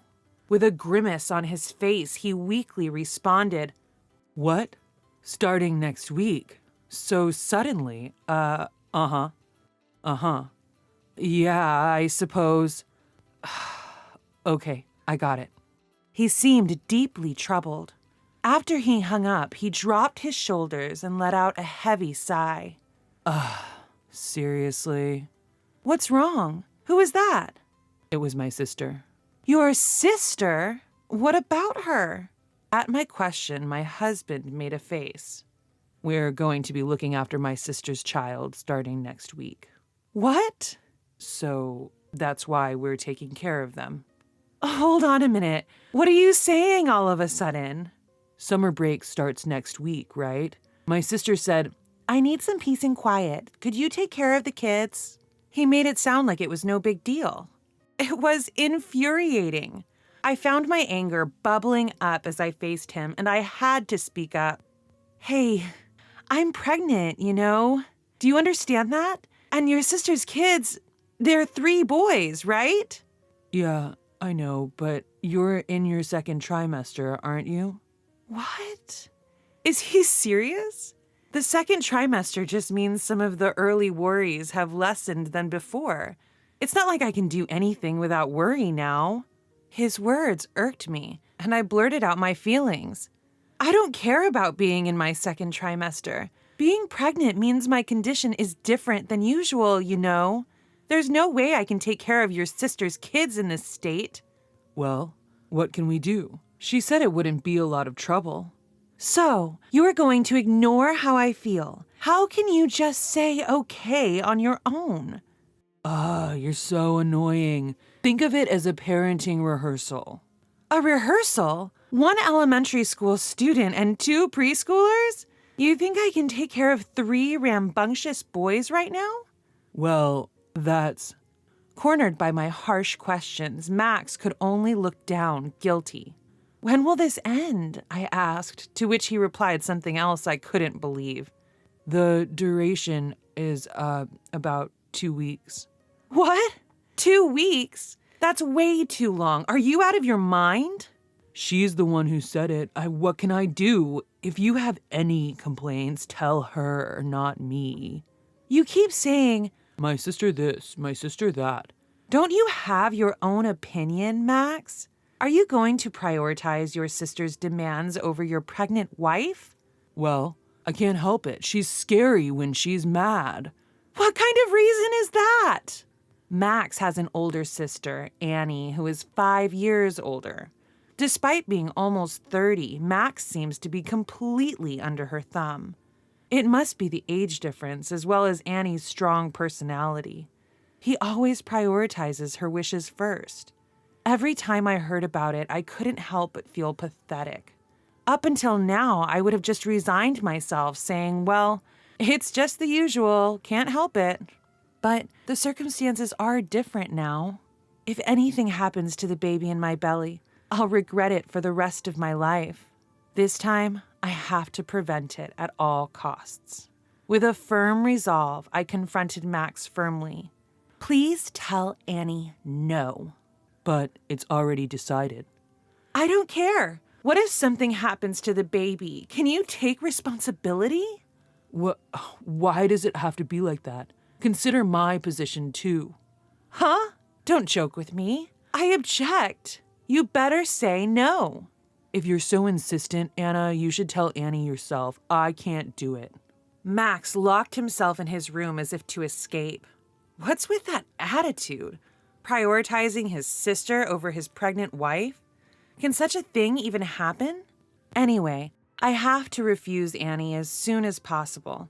I immediately tried to call Annie, but there was no sign of her answering. Why? Why isn't she picking up? Annie, who knows my strong-willed nature well, probably thinks it's a done deal once the kids arrive here. Despite calling numerous times afterwards, Annie never answered the phone. She herself has been pregnant and given birth to 3 kids. Why doesn't she understand my feelings? Despite this, how can she think it's okay to hoist her children on me, a pregnant woman, for 2 whole weeks? I could not understand her mindset at all. There's another reason I'm so resistant. That's because I've actually taken care of Annie's 3 sons before. Even though I was taking care of them with my mother-in-law, it was really tough. They ran around the house, shrieked, and threw food everywhere. Even when I wasn't pregnant, it was tremendously challenging to take care of them. There's no way I could handle them in my current state. In fact, my sister-in-law's children are probably even more energetic than they were before. The mere thought filled me with dread. The next day and the day after that, I repeatedly negotiated with my husband. Max, please, can you tell your sister that we can't watch the kids? But if you're so bothered, why don't you just tell her yourself? I've tried calling her, but she doesn't pick up. She's clearly avoiding my calls on purpose. How am I supposed to know? What do you mean, how are you supposed to know? What am I supposed to do if she won't answer the phone? That's why I'm asking you, Max, to talk to her for me. You're being too persistent. It's already been decided that we're watching them. Just accept it. That's nonsense. In the end, my husband never got in touch with his sister, and the day the kids were due to arrive kept getting closer. 2 days before the children were to arrive, when my husband came home from work, I confronted him again. You've given up on declining your sister's request to watch the kids, so naturally you're going to take off of work to help, right? His face went white as he blurted out, What? Why me? I have work. I don't want to hear about work. What? Were you planning to leave me alone with 3 kids all along? But I have no choice. If I don't work, we can't make a living, and I can't just take a sudden leave of absence. Oh, really? So you plan to dump everything on me from the start? Well, that is... Never mind. Keep on doing whatever your sister tells you to. After I sharply dismissed him, he clicked his tongue in dissatisfaction. In that moment, my anger surged like a flame. What? How dare he act that way? This whole situation started because he didn't firmly decline in the first place. I can't stand this. I'm not going to be manipulated any longer. I immediately decided to return to my parents' house. So I dialed my mom's number back at home. Hello, Mom? It's me. Oh my, it's been a while. What's up? Well, actually, as I narrated the events of the past few days, my mom's reaction was unexpected. I see, but no, you can't come back here. What? Why? I'm really stressed out with what's happening right now. It's okay. I'm not saying you should handle it all by yourself. I'll come to you. What? What do you mean by... I'll come there and straighten out Max and those kids. Any husband who can't take care of his pregnant wife isn't worth a dime. We need to fix his attitude now. But, Mom... Before I could finish my sentence, Mom cheerfully reassured me. It's okay. I won't let you be wronged. Just leave the rest to me. Okay. All right. I'll be there the day after tomorrow. And just like that, the call ended. Although I was worried, the idea of my mom coming over was reassuring. And then, 2 days later came. Earlier than expected, at the crack of dawn at 6 a.m., my sister-in-law left her 3 boys with us. Woken by the loud voices of the children, I stumbled out of bed. I let them into the house, but it didn't take long for them to start arguing. Hey, this is my game. Don't touch it. Brother hit me. Auntie, I'm hungry. It was like a war zone. Hold on, all this in just 1 hour of their arrival? Why would the argument start so quickly? Just then, my husband in his sleep woke up. Okay, take care of the rest. What? Wait a second. You're still going to dump this situation on me? I don't have a choice, do I? I have work. This isn't a joke. Just as I was about to shout at him, the doorbell rang. I'll get it, he said, heading for the door as if escaping. Yes, who is... Huh? Long time no see, Max. Mother-in-law? Saved. Mother has arrived. Max, my husband, seemed confused at the sight of my mother. Why is my mother-in-law here? Why do you think? You are not only neglecting Anna, who is pregnant, but also accepting your sister-in-law's children without thinking. Well... Anyway, it doesn't matter. I'll be taking care of the kids for the next 2 weeks. Is that right? You're about to become a father, Max. I won't allow you to just stand by and watch. At Mother's words, Max hastily shouted, Wait a minute. I have work. And if mother-in-law is here, Anna will surely feel relieved. What are you talking about? So, if I go home right now, you will take a leave from work and take care of everything? Well, that is... Listen, I'm not asking for 2 weeks. Just take a week off on paid leave. What? Paid leave? For a whole week? Of course. You're the one who let your sister-in-law dictate to you. Or would you prefer that I take Anna home with me right now? No. That would be a problem. Okay, I understand. I'll take it. I'll take a week of paid leave. And so, Max ended up taking a week of paid leave and was tasked with helping Mother take care of the children. Can you boys introduce yourselves? When Mother asked the 3 boys, they started shouting in response. Who the hell is this old hag? So annoying. Annoying. Okay, let's start with learning some manners, shall we? I'll be keeping this game of yours. Hey, give it back. Not speaking very nicely, are you? Well, I'll be treating you appropriately then.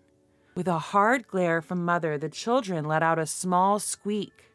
It's quite something, you know, even if I do say so myself as her daughter, but when my mother gets angry, she is terrifying.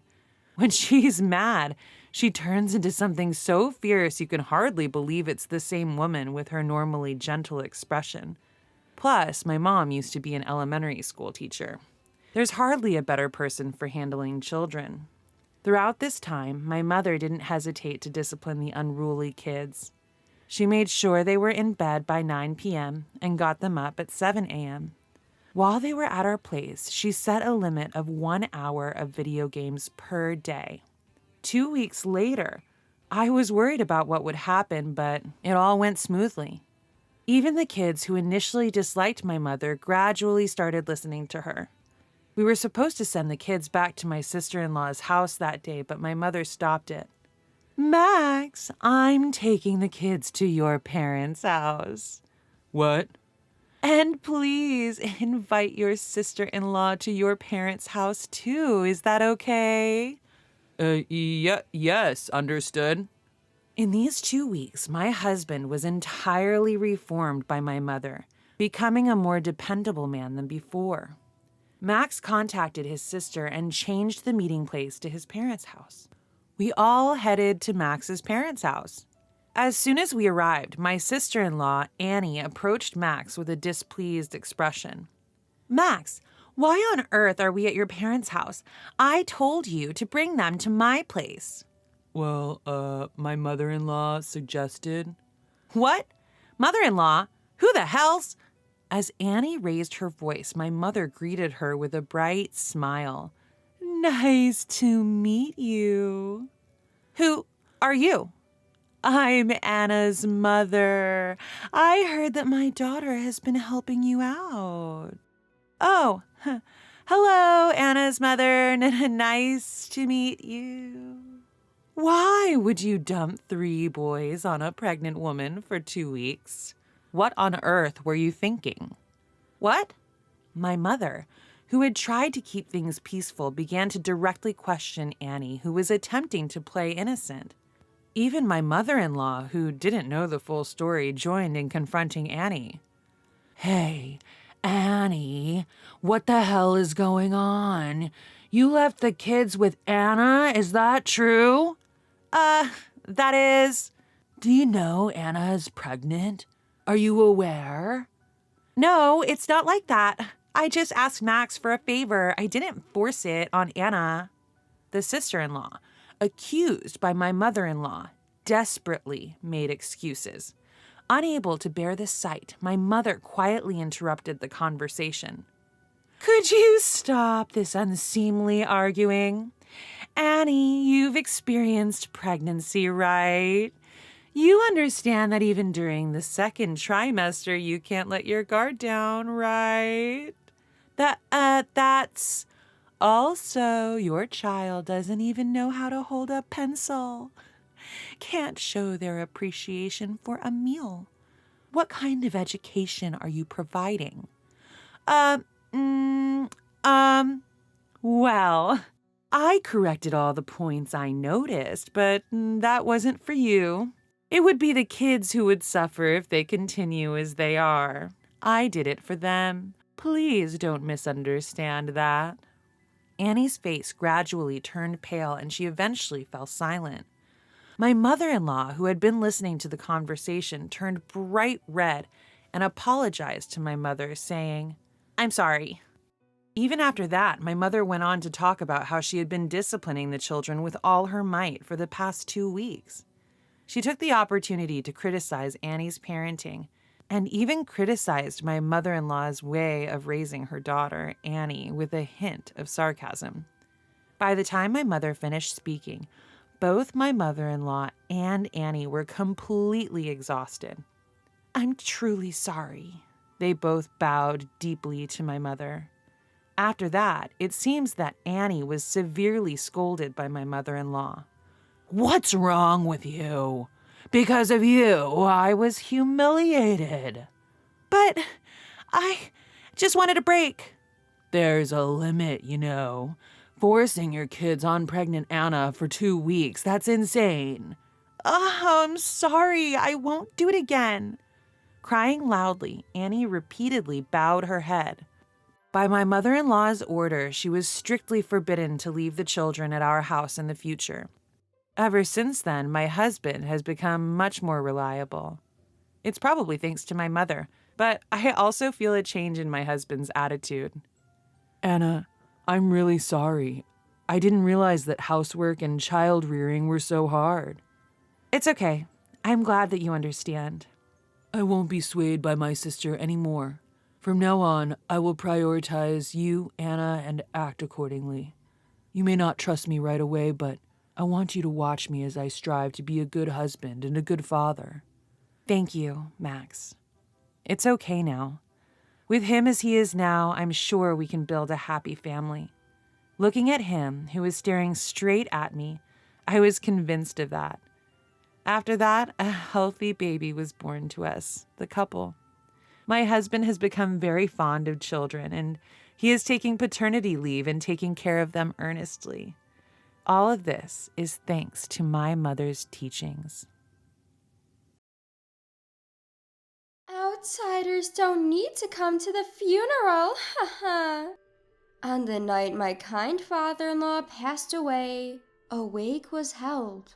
Those were the words of my mother-in-law, who had thrown all the care for my father-in-law onto us, my husband and I. What? Yes, it's a family ceremony, so outsiders should refrain. And remember, Dad's inheritance of $2 million is ours, my sister-in-law said, to which my husband responded in surprise. Brother, sister, what are you talking about? It's Dad's funeral, and about the $2 million. My mother-in-law replied, seemingly irritated. We're not giving the inheritance to you, the youngest one. You should renounce your right to inherit. That's selfish. I don't care about the inheritance, my husband said, and I continued in a teary voice. Exactly. Let us say our proper goodbyes to father-in-law. Then my mother-in-law glared at me. Why are you, an outsider, acting like family? By the way, Dad told the nurse to call you at the last moment. Could it be that you were having an affair with my father? My brother-in-law and sister-in-law exaggeratedly showed disgust. Ew, dirty. Were you trying to seduce Dad to get his inheritance? Michael, you married a terrible woman. I clenched my fists tightly. To treat my gentle husband and father-in-law so poorly, and even suspect an affair between my father-in-law and me? I couldn't believe such horrible people existed. With a calm voice, I said, "Understood, we won't attend the funeral. My name is Mary. I'm turning 32 this year. I met my husband Michael in college through a club we both joined, and we got married. I work in public service, and my husband works in an IT company. We both work and live happily together. Michael, it's about time to bring fresh clothes for your father, isn't it?" "Oh, right. Thank you always, Mary." On this day off for both of us, after doing some shopping, we headed to the hospital where my father-in-law was admitted. "Oh, Michael, Mary, so nice to see you too."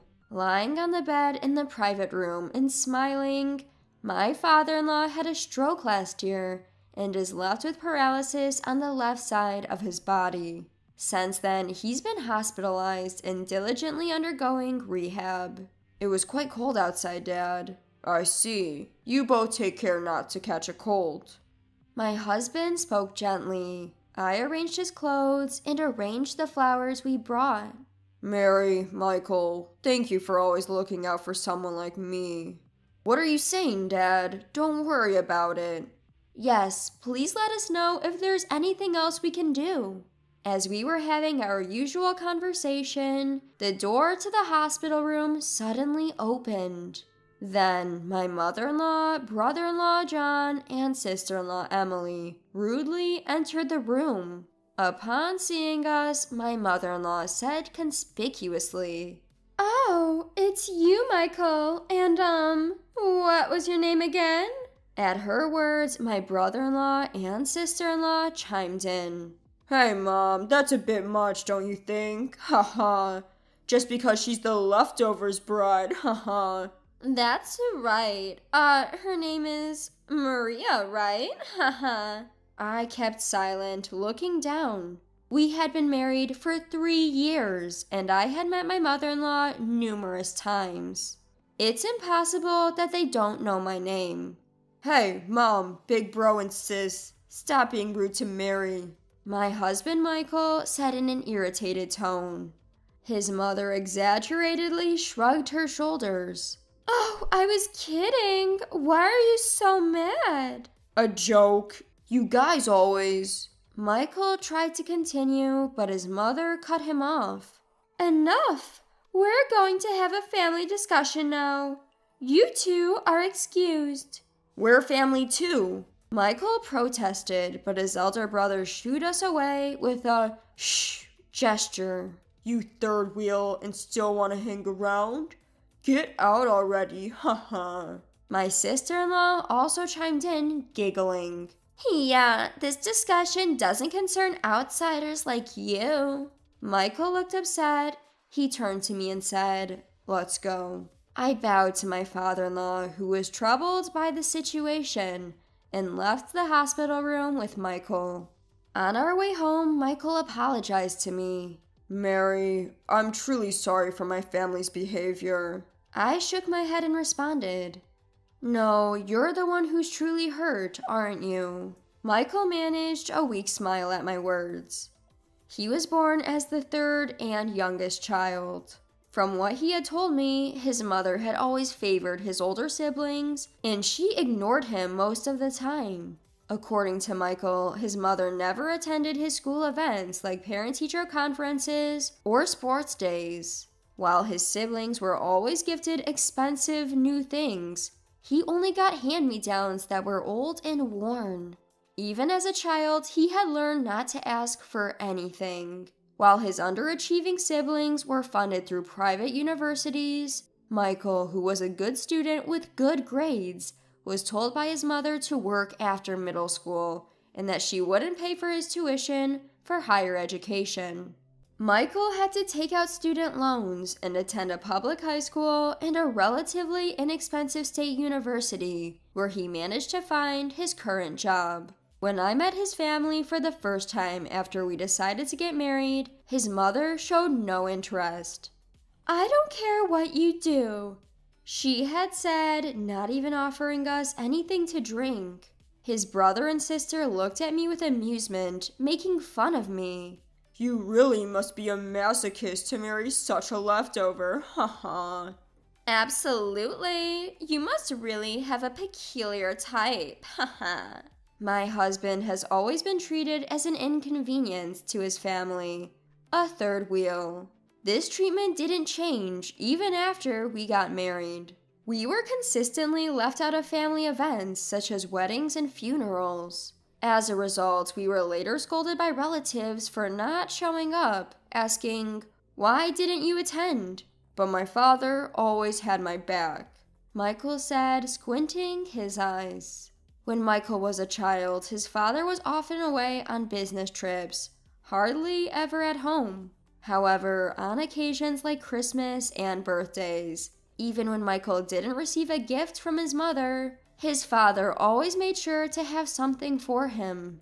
Despite his busy schedule, there were times he took off work to attend Michael's graduation. When we got married, it was only his father who seemed genuinely happy and blessed us. A kind father-in-law, always concerned about us. But to his family, his wife and other children, he was merely a convenient ATM, treated callously. So when my father-in-law fell ill, it was us who took on the task of his daily care and looking after him. "Michael, I promise to look after both you and your father," I told him. Grasping my hand, Michael thanked me, saying, "Thank you. I really appreciate you." Months passed, and then we received a call from the hospital. My father-in-law had suffered a stroke again.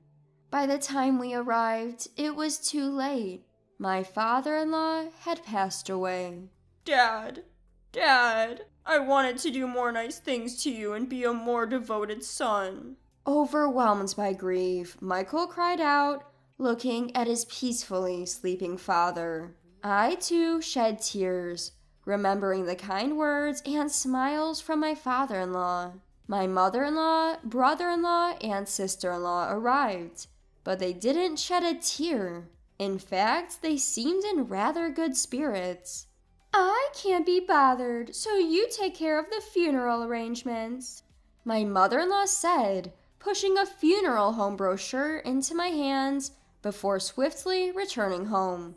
Although we were stunned, we knew we had to send off my father-in-law properly. We immediately contacted the funeral home and arranged for the wake and funeral. Days passed. After the wake ended and the guests had left, I approached my mother-in-law, now in her mourning clothes. About the arrangements for tomorrow's funeral, I started. "Oh, don't worry about that. The funeral director will take care of it," she interrupted. And then she said something shocking. "You outsiders don't need to come to the funeral." What? Huh? Michael and I exclaimed in unison. Smiling slyly, brother-in-law John chimed in. "Thanks for taking care of Dad all this time, but we don't need you guys anymore. Don't come to the funeral." "What? What do you mean?" I asked, shaken. Then my sister-in-law Emily continued. "Exactly what we said. This is a family funeral. We don't need outsiders. Besides, Dad's $2 million inheritance is ours now." In shock, Michael asked, "Brother, sister, what are you talking about? It's Dad's funeral, and about the $2 million. My mother-in-law replied, seemingly irritated. "We're not giving the inheritance to you, the youngest one. You should renounce your right to inherit." That's selfish. I don't care about the inheritance." My husband said, and I continued in a teary voice. Exactly. Let us say our proper goodbyes to father-in-law. Then my mother-in-law glared at me. Why are you, an outsider, acting like family? By the way, Dad told the nurse to call you at the last moment.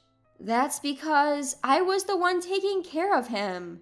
But my brother-in-law and sister-in-law snorted dramatically in disgust. Could it be you had a thing with our dad? Ew, dirty. Were you trying to seduce Dad to get his inheritance? Michael, you married a terrible woman. Shut up, Mary is. My husband started in a voice tinged with rage, but my mother-in-law quickly interrupted him. A woman who'd have an affair with her father-in-law and a low-life youngest son aren't family. Don't you dare come near us ever again.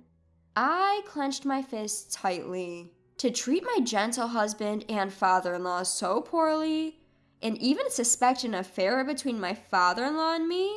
I couldn't believe such horrible people existed. Just as I was about to burst out in anger, my husband raised his voice. Enough! How dare you insult Mary? She took such diligent care of him. It's okay, Michael. I calmed my husband and spoke in a composed voice. We understand your point. We won't attend the funeral. My husband followed suit, with his voice trembling. Yeah, we can no longer consider you family after being insulted like this. We'll pay our respects to Dad at his grave. My husband and I paid our last respects to my father-in-law and left the room. 2 days later, there were multiple missed calls from my mother-in-law on my cell phone. When I told my husband, he said he'd also received some. There's no need to answer those calls. Let's just ignore them. Agreeing with my husband, I didn't pick up any of the calls. However, the calls didn't stop. A week later, just as I was thinking of blocking their numbers, my mother-in-law, brother-in-law, and sister-in-law showed up at our apartment. What do you want now? My husband asked grumpily. My mother-in-law began ranting, looking as if she'd seen a ghost. We just found out that all of Dad's fortune is yours. How is that possible? At this, my husband calmly replied, Yeah, a lawyer came by and told us everything. In fact, the day after the funeral, a lawyer had visited us and informed us that my father-in-law had left a will leaving all his property to us. We had already started the process of claiming the inheritance. You must have thought that as family, you'd naturally get a share of the inheritance, right? Under normal circumstances, you'd indeed be entitled to a certain percentage, right? That's right. And yet the lawyer said that we have no right to the inheritance. That everything will go to Michael. To my mother-in-law's raging remarks, my husband and I calmly replied, Of course, my father-in-law had asked his lawyer to disinherit you all while he was alive. If inheritance gets abolished, you wouldn't even get the minimum statutory share. Then my brother-in-law, spitting with rage, lunges at my husband Michael. That's it. That's what I'm talking about. The abolishing of inheritance. It's not fair. Then my husband answers with a voice seeping with anger. Bro, weren't you constantly bad-mouthing our frail, elderly father, saying he's useless and should be gotten rid of soon? Our dad kept a record of everything while he was alive. That's... And you were secretly using his bank account while he couldn't move, weren't you? That's a fine reason for inheritance, disinheritance. How do you guys know all that? Our father-in-law collected evidence and arranged for it to reach us and the lawyer. Michael continues with a look of contempt for his mother. Did you know that a spouse who's been cheating for years can also be disinherited? Didn't you know that? Your suspicion about my father-in-law's affairs was because you were having one yourself. Hearing our words, my mother-in-law's face gradually lost its color, turning pale. It's all because of the terrible things you three did to Dad. It's too late to change anything now. Michael says grimly. Then my brother-in-law suddenly starts begging, even prostrating himself on the floor. Mike, please, split the inheritance with me. I need money because my business failed. My sister-in-law also follows him, her face a mess of tears and snot, clinging to my husband's arm. I apologize for everything. If my husband finds out about my debts, I'll be divorced. Looking down at them, my husband coldly dismisses them. I won't forget what you guys did to us. I will never forgive you. Then my mother-in-law, stomping her foot in frustration, screams out, "How am I supposed to live from now on? We're family, aren't we? Help me!" Michael and I look at each other and say in unison, "Family, you say? Who was it that said strangers shouldn't come to the funeral?" There's no way we're helping you guys. Figure it out yourselves. Michael says and shuts out the three of them, but still they continue to scream. But as soon as the property manager who heard the commotion came, those three shuffled away, tails between their legs. Shortly after, we as a couple received all of my father-in-law's estate and moved to a new place to prevent any further attacks, and we also locked our records securely. This is a story we heard from relatives, but afterward, my brother-in-law apparently begged relatives for a loan, only to be turned down and ended up borrowing money from moneylenders. Now he's being hounded by a group of tough-looking guys. My sister-in-law, her chronic debt finally discovered by her husband, was divorced and moved back home. Now she's reportedly working in a nightclub to pay off her debt. My mother-in-law, after being discarded by her gold-digging affair partner, has aged considerably. These three now live in a run-down, one-bedroom apartment, barely getting by with the bare necessities. But it's no longer any of our concern. On the other hand, a precious baby boy was born to us. With the kindness that my father-in-law showed us, we now want to shower our son with love and live happily ever after.